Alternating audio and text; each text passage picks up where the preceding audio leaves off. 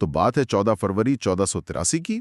Uzbekistan की फरगना घाटी में इसका जन्म हुआ था। और उसका असली नाम बाबर नहीं था। अच्छा। हाँ, उसका असली नाम ज़हीरुद्दीन मोहम्मद था, लेकिन उसका जो आक्रामक स्वभाव था उसकी वजह से उसे बाबर कहा जाने लगा। तुर्की भाषा में इसका मतलब शेर होता है। वाओ। और हमारी रिसर्च में जो एग्जाम अलर्ट है वो इसके वंश को लेकर बहुत जरूरी है। परीक्षाओं में काफी घुमाकर पूछा जाता है। बिल्कुल। पिता उमर शेख मिर्जा की तरफ से वो तैमूर का 5वां वंशज था और अपनी माता कुतुलुग निगार खानम की ओर से चंगेज खान का 14वां वंशज था। मतलब उस दौर के दो सबसे खूंखार विजेताओं का खून उसकी नसों में दौड़ रहा था। एकदम सही। और यही वो मनोवैज्ञानिक विरासत थी जिसने उसे कभी हार न मानना सिखाया। 1494 में जब उसके पिता की मृत्यु हुई तब वो बमुश्किल 11 या 12 साल का था। तो क्या वो तुरंत गद्दी पर बैठ गया था? वो फरगना की गद्दी पे बैठा तो सही, लेकिन सत्ता का खेल इतना क्रूर था कि उसके अपने ही चाचा और उज़्बेक दुश्मनों ने उसे वहां से उखाड़ फेंका। ओह, अपनों ने ही धोखा दे दिया। हाँ, इसके बाद उसने समरकंद पर कब्जा करने की कई बार कोशिश की। समरकंद उस वक्त मध्य एशिया का सबसे अमीर शहर था। तो क्या वो कामयाब हुआ? वो जीतता भी था, लेकिन 100 दिन या उससे कुछ ज्यादा समय में ही वो शहर फिर उसके हाथ से फिसल जाता था। एक समय तो ऐसा आया जब उसके पास केवल 200-250 वफादार सैनिक ही बचे थे। मतलब वो सचमुच सड़क पर आ गया था। ये तो बिल्कुल ऐसा हो गया जैसे किसी बहुत सफल स्टार्टअप फाउंडर को उसकी अपनी ही कंपनी के बोर्ड मेंबर्स रातों रात बाहर निकाल दें। हाँ, ये बहुत अच्छा उदाहरण है। उसका सारा पैसा छिन जाए। लेकिन मुझे एक बात बहुत खटकती है यहाँ। जब कोई इंसान बार बार इतनी बुरी तरह हारता है तो वो टूट जाता है। इसमें दोबारा खड़े होने का हौसला कहाँ से आया? किस्मत से ज्यादा ये उसकी लर्निंग एबिलिटी थी, मतलब उसकी सीखने की क्षमता। अच्छा। जैसे एक निकाला हुआ फाउंडर अपनी गलतियों से सीखकर एक नई टीम बनाता है ना, बाबर ने भी वही किया। तैमूर और चंगेज खान का वंशज होने के कारण हार मान लेना उसके स्वभाव में नहीं था। वो जमीनी हकीकत सीख रहा था। बिल्कुल। उसने उज़्बेकों से हारकर भी उनकी युद्ध तकनीकें सीखी। फरगना और समरकंद की नाकामी ने उसे तोड़ा नहीं, बल्कि एक बहुत बड़ा रणनीतिकार बना दिया। और यही रणनीति उसे मध्य एशिया से निकालकर काबुल की तरफ ले गई। 1504 ईस्वी में उसने काबुल पर कब्जा कर लिया। हाँ, और 1507 में उसने काबुल में बादशाह या पादशाह की उपाधि ली। वेट, बादशाह? इससे पहले उसके पूर्वज क्या कहलाते थे? इससे पहले वे सिर्फ मिर्जा की उपाधि लगाते थे। ये पहली बार था जब उसने खुद को किसी के अधीन ना मानकर एक स्वतंत्र शासक घोषित किया। तो क्या काबुल का बादशाह बनने के बाद उसकी मुश्किलें खत्म हो गई? हो, अरे नहीं, बिल्कुल नहीं। काबुल एक बहुत ही दुर्गम और पहाड़ी इलाका था। वहां से इतनी आमदनी नहीं होती थी कि एक बड़ी और अनुशासित सेना को बनाए रखा जा सके। और सेना के बिना तो सत्ता टिक नहीं सकती। बिल्कुल। एक बादशाह को धन चाहिए। इसी धन की भारी कमी ने उसे भारत की अपार संपदा की तरफ देखने पर मजबूर किया, ठीक वैसे ही जैसे उसके पूर्वज तैमूर ने किया था। लेकिन यहाँ कहानी में एक ऐसा मोड़ आता है जो किसी सस्पेंस फिल्म से कम नहीं है। बाबर भारत आना तो चाहता था, लेकिन भारत का दरवाजा खुद भारत के ही ताकतवर लोगों ने खोला। हाँ, ये इतिहास की सबसे हैरान करने वाली घटनाओं में से एक है। उस समय दिल्ली सल्तनत पर इब्राहिम लोदी का राज था, जो बहुत क्रूर माना जाता था। तो नोट्स के हिसाब से पंजाब के सूबेदार दौलत खान लोधी और इब्राहिम के चाचा आलम खान लोधी ने बाबर को निमंत्रण भेजा। और इतना ही नहीं, मेवाड़ के शक्तिशाली शासक राणा सांगा द्वारा भी उसे निमंत्रित किए जाने के मजबूत अनुमान है। वेट, क्या दौलत खान लोधी और बाकी शासकों को सच में लगा था कि तैमूर का एक खूंखार वंशज इतनी दूर से आएगा, इब्राहिम लोधी को हराएगा और फिर चुपचाप काबुल वापस लौट जाएगा? हाँ, और यही उनकी बहुत बड़ी बेवकूफ़ी थी। तत्कालीन भारतीय शासकों में दूरदर्शिता की बहुत कमी थी। उनका सारा ध्यान सिर्फ इब्राहिम लोदी को सत्ता से हटाने पर था। मतलब वो बाबर को एक भाड़े के सैनिक की तरह देख रहे थे। बिल्कुल। उन्हें लगा कि जैसे तैमूर दिल्ली को लूटकर वापस समरकंद चला गया था, बाबर भी वही करेगा। लेकिन वो भूल गए थे कि बाबर के पास लौटने के लिए कुछ नहीं था। ओह राइट, समरकंद तो उसके हाथ से निकल चुका था। हाँ, उसके पास केवल काबुल की गरीबी थी। तो बाबर लूटपाट के इरादे से नहीं बल्कि बसने के इरादे से आया था। इन शासकों के आपसी दुश्मनी ने उसे एक स्थायी साम्राज्य दे दिया। और फिर आता है पानीपत का मैदान, 21 अप्रैल 1526। लेकिन इससे पहले भी कुछ हुआ था ना? हाँ, 1526 से पहले बाबर भारत के सीमांत इलाकों पर 4 छोटे हमले कर चुका था। अच्छा। और 1519 में बाजोर और भेड़ा का हमला पहला बड़ा आक्रमण था। और यहीं भारत में पहली बार बारूद और तोपों का सफल परीक्षण हुआ। ये तो एक बहुत बड़ा तकनीकी बदलाव था। लेकिन पानीपत के युद्ध के जो आंकड़े हैं वो तो गणित के हिसाब से बिल्कुल नामुमकिन लगते हैं। आप 1 लाख सैनिकों वाली बात कर रहे हैं ना? हाँ, एक तरफ इब्राहिम लोधी की विशाल सेना जिसमें करीब 1 लाख सैनिक और 500 युद्ध हाथी थे, और दूसरी तरफ बाबर के पास मात्र 12 से 20 हजार सैनिक। एक इतनी छोटी सी फौज ने इतने बड़े दल को कैसे रौंद दिया? इसके पीछे क्या जादू था? कोई जादू नहीं था। यहाँ दिमाग की ताकत ने शरीर की ताकत को मात दी थी। लोदी की सेना बड़ी जरूर थी, लेकिन वो पुरानी तकनीक पर निर्भर थी। उनमें कोई तालमेल नहीं था। तो बाबर ने ऐसा क्या अलग किया? बाबर के पास 2 अचूक रणनीतियां थीं। पहली थी तुलुगमा पद्धति। तो लुगमा ये क्या होता है? ये वो तकनीक थी जो उसने उज़्बेकों से मार खा खा कर सीखी थी। इसमें सेना को कई छोटी और तेज टुकड़ियों में बांट दिया जाता है। ओके। जब दुश्मन सामने से उलझता है तो ये टुकड़ियां पीछे और बगल से अचानक हमला कर देती हैं। 1 लाख की सेना भी खुद को चारों तरफ से घिराव महसूस करने लगती है। वाह, मतलब दुश्मन को मनोवैज्ञानिक तौर पे तोड़ देना। और दूसरी रणनीति क्या थी? दूसरी थी उस्मानी या रूमी विधि। ये तोपखाने का ऐसा इस्तेमाल था जो भारत ने पहले कभी नहीं देखा था। इसमें क्या होता था? बाबर ने 2 बैलगाड़ियों को चमड़े की पट्टियों से बांध दिया ताकि दुश्मन उनके बीच से न घुस सकें, और जो थोड़ी सी जगह छोड़ी गई वहां उसने अपनी तोपें सजा दी। मतलब मैदान के बीचों बीच एक कृत्रिम किला बना लिया। बिल्कुल। उस्ताद अली और मुस्तफा जैसे बेहतरीन तोपची वहां मौजूद थे।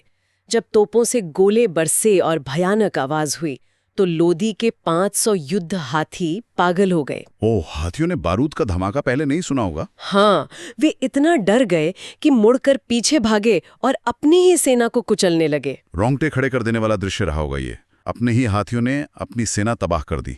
नतीजा ये हुआ कि इब्राहिम लोदी युद्ध भूमि में ही मारा जाने वाला एकमात्र सुल्तान बन गया। और दिल्ली और आगरा का खजाना बाबर के हाथ लग गया। जीतने के बाद बाबर ने एक अजीब काम किया ना? हाँ, उसने ऐलान किया, काबुल की गरीबी अब और नहीं। उसने खजाने से काबुल के हर निवासी को एक एक चांदी का शाहरुखी सिक्का उपहार में दिया। और इसी वजह से उसे कलंदर की उपाधि मिली। पर ये सिर्फ दयालुता नहीं थी, ये एक सोची समझी राजनीतिक चाल थी।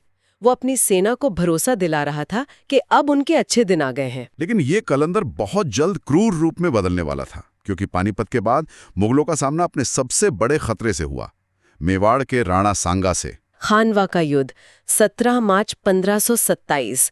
इस बार सामने कोई कमजोर लोधी नहीं था। राणा सांगा की शरीर पर 80 घाव थे, फिर भी वे युद्ध भूमि में उतरे। उनकी वीरता सुनकर मुगल सेना डर गई थी ना? मैंने पढ़ा था कि कुछ सैनिक वापस काबुल भागने की बात कर रहे थे। हाँ, सेना का मनोबल टूट चुका था। तब बाबर ने अपना सबसे बड़ा कार्ड खेला। उसने ड्रामेटिक तरीके से शराब के सारे प्याले तोड़ दिए। और कभी शराब न पीने की कसम खाई। बिल्कुल। और उसने इस युद्ध को जिहाद घोषित कर दिया। मुसलमानों से तमगा नाम का व्यापारिक कर भी हटा दिया। ये तो एक बहुत बड़ा मास्टर स्ट्रोक है। एक तरफ कलंदर बनकर सिक्के बांट रहा है, और दूसरी तरफ जब हार का डर है तो जिहाद का नारा देकर गाजी बन जाता है। एकदम सही। जब सेना डर के मारे हार मानने वाली हो तो धर्म का सहारा लेना एक अचूक राजनीतिक चाल थी। और खानवा जीतने के बाद उसने पक्का फैसला कर लिया कि वो अब काबुल वापस नहीं जाएगा। क्योंकि पानीपत सिर्फ एक दरवाजा था, असली चुनौती भारत के राजपूत शासक थे। खानवा की जीत ने तय कर दिया कि मुगल अब यहीं बसेंगे। इसके बाद तो उसकी तलवार रुकी नहीं। 29 जनवरी 1528 को चंदेरी का युद्ध हुआ, मालवा के मेदिनी राय के खिलाफ। मेदिनी राय ने घुटने टेकने से इनकार कर दिया था। और राजपूतानियों ने सम्मान बचाने के लिए भयानक जौहर किया। बाबर ने मां मुंडो की मीनार बनवाई थी ना? हाँ, खोपड़ियों की मीनार, दुश्मनों में खौफ पैदा करने के लिए। और फिर अगले ही साल 6 मई 1529 को घाघरा का युद्ध हुआ, बंगाल और बिहार के अफगानों के खिलाफ। एग्जाम अलर्ट के लिए यहाँ एक बहुत जरूरी तथ्य है। ये मध्यकालीन इतिहास का एकमात्र युद्ध था जो नाव पर, यानी जल और जमीन दोनों पर एक साथ लड़ा गया था। मतलब 1526 से 29 तक लगातार 4 युद्ध। लोदी, राजपूत, मालवा और अफगान हर बड़े खतरे को खत्म कर दिया। मात्र 4 सालों में इतनी अचूक रणनीतिक सफलता बहुत कम देखने को मिलती है। और जो स्टूडेंट्स इन चारों युद्धों की क्रोनोलॉजी याद करना चाहते हैं उनके लिए हमारे नोट्स में एक सुपर ट्रिक है। हाँ बिल्कुल, ये ट्रिक बहुत मजेदार और काम की है। ट्रिक है, पानी पिया, खाना खाया, चल दिया, घर गया और मल गया।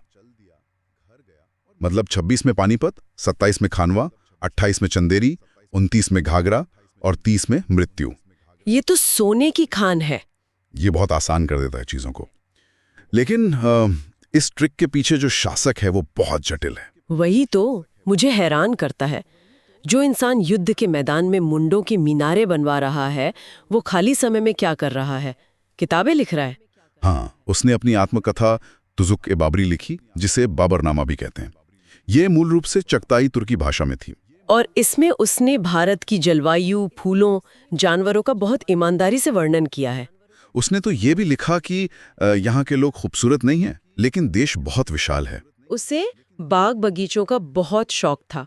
उसने ज्यामिति आकार वाले 4 बाग बनाने की परंपरा शुरू की। जैसे आगरा का नूरे अफगान, जिसे आज आराम बाग कहते हैं। बिल्कुल। और वो मुबैयान पद्य शैली का जन्मदाता भी था। सड़कों को मापने के लिए उसने गजे बाबरी की शुरुआत की। ये तो ऐसा हुआ जैसे कोई खूंखार सेनापति खाली समय में गार्डनिंग और पोएट्री का ब्लॉग चलाता हो। इतना क्रूर हत्यारा और संवेदनशील कवि एक ही इंसान कैसे हो सकता है? ये तैमूरी संस्कृति की पहचान थी। उनके लिए एक सच्चे शासक को युद्ध में कठोर होना चाहिए, लेकिन कला और प्रकृति की भी समझ होनी चाहिए। मतलब वो अराजकता में व्यवस्था लाने की कोशिश कर रहे थे। हाँ, जैसे तलवार से जमीन जीती, वैसे ही बागवानी से उसे संवारा। बाबर को 3 भाषाओं का गहरा ज्ञान था। उसकी आत्मकथा एक मास्टरपीस मानी जाती है। क्योंकि उसने अपनी कमजोरियों और डर को भी खुलकर लिखा है। ऐसा राजा बहुत कम मिलते हैं, और शायद यही भावनाएं उसकी मृत्यु के समय सबसे ज्यादा हावी थीं। हाँ, 1530 की वो रहस्यमयी घटना। जब उसका सबसे बड़ा बेटा हुमायूं गंभीर रूप से बीमार पड़ा।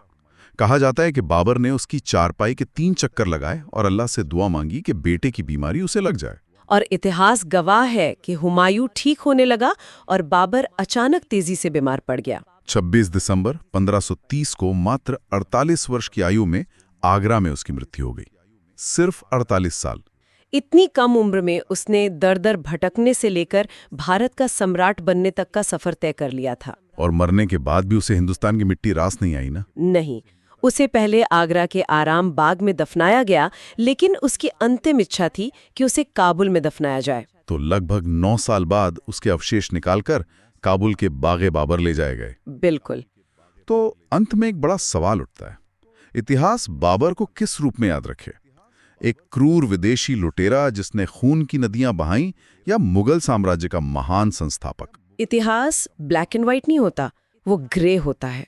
वो एक आक्रामक योद्धा था, लेकिन साथ ही एक उत्कृष्ट रणनीतिकार और विद्वान भी था। वो भारत का पहला मुस्लिम शासक था जिसने खलीफा की सत्ता को ना मानकर खुद को पातशाह कहा। हाँ, और उसने ऐसा ढांचा बनाया जिसने भारत को भारी आक्रमणों से सुरक्षित किया।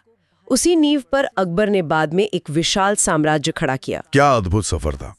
12 साल के एक बेघर लड़के से लेकर पूरे हिंदुस्तान का तख्ता पलट करने तक। सही रणनीति और सीखने की क्षमता का सबसे बड़ा उदाहरण। बाबर ने तो मुगल साम्राज्य का सिर्फ बीज बोया था।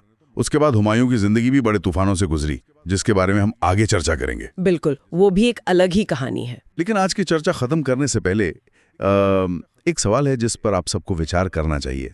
जरा सोचिए, अगर उस दिन दौलत खान लोधी और आलम खान लोधी ने आपसी दुश्मनी में अंधे होकर बाबर को भारत आने का वो निमंत्रण पत्र नहीं भेजा होता, तो क्या होता? क्या भारत का इतिहास और भूगोल आज वैसा ही होता? इस व्हाट इफ के बारे में जरूर सोचिएगा। इस वीडियो के द्वारा हमने आपको बताया कि बाबर का जन्म कब हुआ, उसकी मृत्यु कब हुई, उसने कौन कौन से युद्ध लड़े, उसके शासनकाल के दौरान कौन कौन सी लड़ाइयाँ हुई और कौन कौन सी घटनाएं हुई, उसने कौन सी पुस्तक लिखी। इस सब की चर्चा हमने इस वीडियो में की। अगर आपको वीडियो अच्छी लगी हो तो वीडियो को लाइक करें और कमेंट में बताएं आपको अगला वीडियो किस टॉपिक पर चाहिए। अगर आप YouTube पर नए हैं तो हमारे चैनल को सब्सक्राइब करें। मिलते हैं आपसे एक और नई वीडियो में।